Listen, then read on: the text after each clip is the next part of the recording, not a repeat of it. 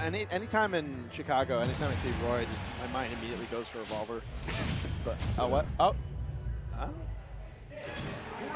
Oh, it is okay. So SNooFL Revolver. This is going to be the battle of the rushdowns. So Revolver is pretty much our best Roy on the scene right now, and it's all. These are two players where literally they get 2 reads in neutral. You can die off of them. Yeah, you're going to be done. You know, Fox does that same thing often, you know, juggling with up air and getting a lot of conversions off of that. Roy just from typical tech pressure. Yeah, that DI saving SNooFL, that could have been very bad off of that side B. Yeah, and just, you know, that's a great example right there. He almost died off of just 1 hit, so really has to be careful here. Oh, great parry, but it didn't have enough frame advantage. Yeah, didn't get anything off of it. That's so unfortunate. Well, and also that's the other thing is a lot of times there are a lot of situations where Fox Illusion does cross up after the parry. If you just shield it, you always stay in front. Yeah, you can get a punish off of it. I like that adjustment from him too. Yeah. Realized that the parry didn't work this time, so you're just going to shield it and then get a grab off of it. Yeah. I don't know exactly what situations happens where the parry causes the illusion to cross up, but I think it might be a landing in the air versus landing on the ground situation. Yeah, I think it just kind of fluctuates, depends on, you know, the situation and when they start to parry too. A lot of different variables. Oh, caught him again on that jump from the ledge. And that's the biggest thing about, you know, when you have 2 glass cannons going up against each other. Once one person just secures the stock, things get rolling so quick, and, you know, it's hard to really stop your opponent from getting the ball rolling. Oh, try for the downer again. That up smash trading. Good option. Brave, but it worked out in his favor. He knew that it was at a percent where if it did trade, it would have gonna eventually seal it out. But chasing down SNooFL up onto that top platform, that sweet spot up air is going to close it out. Yeah. Revolver with 2 stocks up right now, 0%, so he's looking really good to secure this set or this match. Whoa, here we go. SNooFL getting something off of it. Still keeping up on the pressure, even though that last up air didn't connect. And just throwing out those jabs, just checking SNooFL to see if that pressure is 100% on point. Great drag down, jab reset. Fantastic. That was beautiful execution there from SNooFL. And SNooFL has always been an execution fiend and is one of those players that is, if you miss your tech, you're on it every single time. Yeah.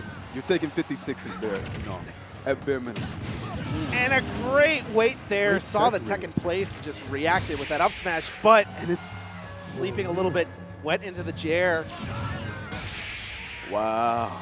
Yeah. Beautiful execution by Revolver. That was just, wow. Went a little bit too low with the Firefox that allowed Revolver to space out that sour spot down air into the forward air. Exactly. That's something that he likes to do a lot for characters with very linear recovery because it's, for a lot of characters, if you get hit with that sour spot, you get popped right up. Yeah. So much hit stun, there's really nothing that you can do to get out of it. Exactly, and then especially, you know, with SNooFL playing Fox as well, being a fast follower, the combo's even more potent and more likely to be confirmed as well.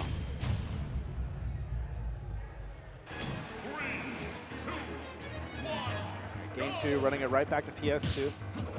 Always so exciting to watch some glass cannons go up against each other. It's so much fun. Yeah, this is literally a battle of who is going to get their hit in first. Yeah. And whoever gets their hit in first, it's just, they know how to steamroll each other so well. Yeah. I mean, that's the biggest objective, you know, playing as a glass cannon is just to put on the pressure constantly and never let your opponent get a time to breathe. And it's always these most explosive matchups that I always like watching in this game because it literally is just you're watching a very intricate ballet to where whoever gets their stuff going, they're the ones that are going to be on the board first. It's particularly interesting, too, because, you know, with Roy, he has a sword, and even though the sweet spot is towards the hilt, you can still kind of play with that range against a Fox. You're seeing it right now, utilizing all of the range to get it up, and that trade, he made it back and managed to put SNooFL back off stage. And again, using those wide hitboxes just to keep the pressure on. That ledge traffic ability that Revolver's got, very dangerous. Now, same situation, but other side, SNooFL makes it back to the center of the stage. Oh, waiting for the roll, but didn't get it. Still reacted really well. Secured the stock. Spaced himself perfectly right there, was ready for every single option in the book. Loving this patience from Revolver and just kind of waiting and seeing what options SNooFL takes in terms of techs. Same thing there, waited. Yeah, SNooFL's doing a good job of starting to mix up his recovery, though. Yeah. There's a lot of situations where he's been getting samey both from the ledge and anytime that he's missed attack or tried to attack on the stage. Now he's starting to do a good job of trying to keep it fresh. Yeah. Not keep it too samey. Yeah, so you know, Revolver can't really start to predict and get a habit of what SNooFL wants to do. Great stuff.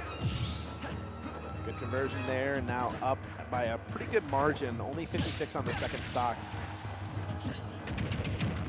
And now starting to bully his way back onto the ledge more. He was trying to use defensive options to get back on center stage, but is recognizing that.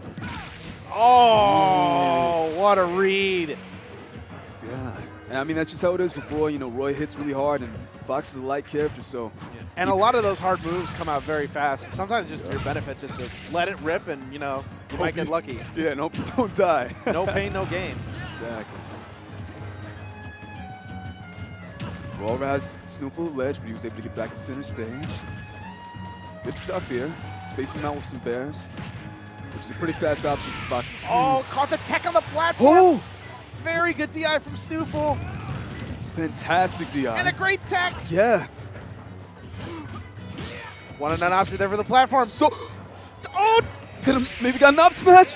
No, the up tilt caught him jumping out of shield. He was expecting him to go up with him, but Revolver staying grounded, just throwing out his anti-air option, and that is going to do it. A very quick 2-0, and a very stressful end of the match there. That was, again, that's the explosivity that we look for in both these characters. That's exactly how it's supposed to look like. So that's. And we were seeing some adjustments from SNooFL towards the end of the second game. You know, we saw him starting to mix up his tech options, and also kind of be a bit more aggressive in trying to get back to center stage. And fortunately, just wasn't able to make the adjustment.